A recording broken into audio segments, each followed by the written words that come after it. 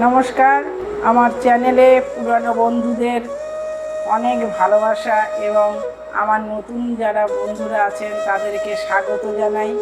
কদিন আগে আপনাদের দেখিয়েছিলাম লাউয়ের খোসা আমি ছাড়িয়ে রেখে দিয়েছিলাম। সেই লাউয়ের খোসাগুলো আমি প্লাস্টিকে করে না ফ্রিজে রেখেছিলাম।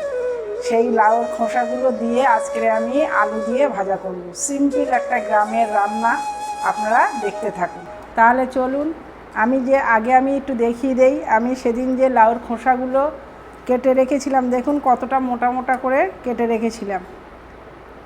লাউ একদিন করলাম, লাউয়ের খোসা আর একদিন হচ্ছে। এই লাউয়ের খোসা কিন্তু এত সুন্দর লাগে ভাজা আলুর সাথে। এই আলুর সাথে আমি লাউয়ের খোসাগুলো ভাজা করব। দেখুন আমি লাউয়ের খোসাগুলো আগে কেটে নিচ্ছি। ছোট ছোট করে কুচি কুচি করে কাটতে হবে। এরকম সুন্দর করে করে গুছিয়ে নিয়ে তারপরে এটাকে এরকম কুচে কুচে নিতে হবে।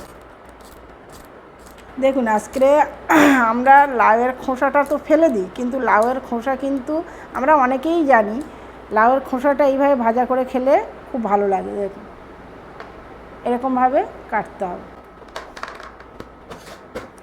একটু সময় লাগে ঠিকই, কিন্তু এই লাউয়ের খোসাটা ভাজাটা এতটা ভালো লাগে, আপনারা সবাই বাড়িতে করে দেখবেন, খুব ভালো লাগে।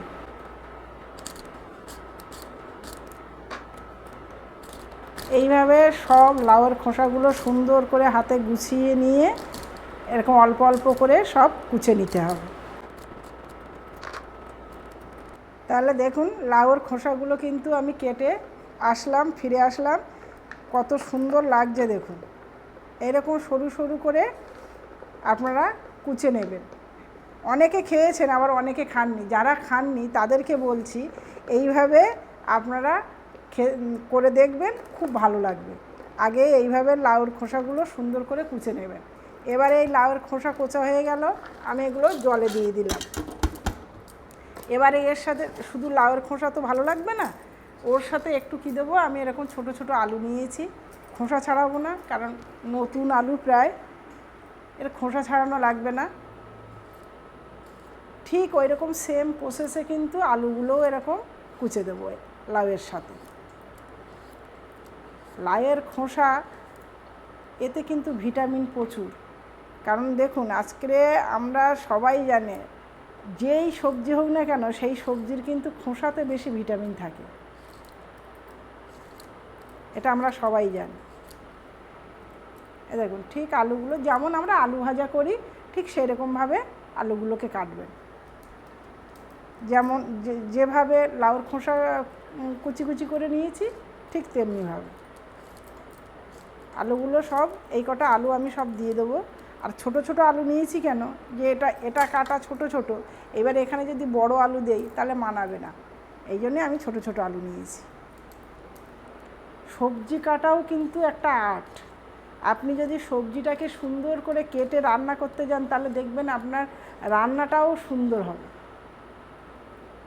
প্রত্যেকটা জিনিস একটা আর্ট, রান্নাটাও একটা আর্ট।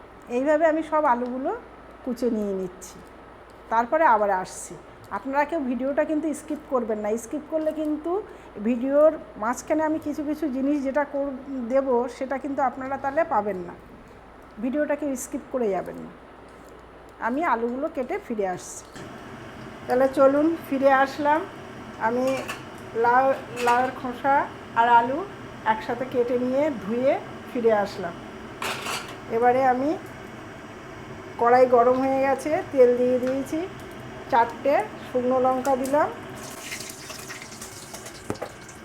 এবারে একটু দেব 1/2 চামচ কালো জিরে।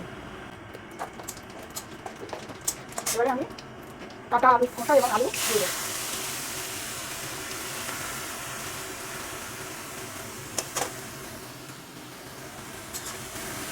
এর সাথে দিয়ে দেবো 4টে কাঁচা লঙ্কা চিড়ে নিয়েছি, 4টে কাঁচা লঙ্কাও দিয়ে দিলাম। এবারে আমি দিয়ে দেবো এর সাথে লবণ, পরিমাণ মতো লবণ দিয়ে দিলাম। আর দিয়ে দেবো 1 চামচের মতো হলুদ। আর কোনো কিছু দেবো না। আর কোনো কিছু লাগবেও না। এবারে এটাকে আমি ভালো করে তরকারির সাথে হলুদ এবং লবণটা মিশিয়ে দেবো ভালো করে। খুব সিম্পল রান্না, গ্রামের রান্না। আপনারা বাড়িতে বেঁচে থাকা লাউয়ের খোসা এইভাবে নিয়ে বাড়িতে আলু দিয়ে এরকম করে ভাজা করে খেয়ে দেখবেন কতটা সুস্বাদু লাগে।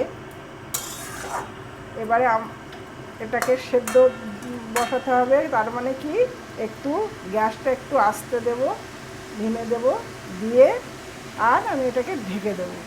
দিলে আমার লাউয়ের খোসা আর আলু সেদ্ধ হয়ে যাবে। কিছুক্ষণ পরে ফিরে আসছি।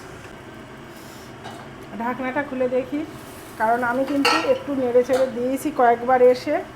একদম গ্যাসটা সিমে রয়েছে, কারণ নইলে সেদ্ধ হবে না। কিন্তু লাউয়ের খোসাটা আমি কোনো জল দিইনি, কিন্তু একদম জল না দিয়েই কিন্তু আমি আস্তে আস্তে সিমে দিয়ে দিয়ে আমি আলু এবং লাউয়ের খোসাটা সেদ্ধ করে নিয়েছি। কোনো জল দেওয়ার দরকারই নেই। জল দিলে কিন্তু আলুগুলো ভেঙে ভেঙে যাবে, ওই জন্য আমি জল দিইনি। এবারে গ্যাসটা জোরে দিয়ে আমি এবার ভাজা ভাজা করে নেব। অনেকবার নেড়ে দিয়েছি। আমার চ্যানেলে যারা নতুন বন্ধু তারা কিন্তু আমার চ্যানেলটিকে সাবস্ক্রাইব করে নেবেন এবং এরকম নতুন নতুন রান্না পেতে বেল আইকনটাকে টিপে দেবেন। তাহলে আমি যখনই কোনো নতুন রান্না করব আপনাদের কাছে চলে যাবে। আমি বারবার নাড়াচাড়া করে দিয়ে কিন্তু মোটামুটি আমার কিন্তু ভাজা প্রায় শেষের পথে। আর এই ভাজাটা একদম কালচে কালচে মতো ভাজা হবে না, একটু দেখুন, দেখতেই পাচ্ছেন কীরকম ভাজা হয়েছে। ঠিক এইরকম ভাজাটা করলে বেশি ভালো লাগবে। আর আপনারা যদি একটু লাস্টে তেল দিতে চান তাহলে একটু কড়ার গা দিয়ে একটু আপনারা ঘুরিয়ে দিতে পারেন। আমি দিইনি, আমি ফার্স্টে একটু তেলটা বেশি পড়ে গেছে বলে ওই জন্য। আর এই রকম ভাজা আর সাথে একটু মসুরির ডাল হালকা করে একদম জমে যাবে, একদম জমে যাবে। করে দেখবেন বাড়িতে। ব্যাস, আমার কিন্তু লাউয়ের খোসা দিয়ে আলু ভাজা আমার কমপ্লিট।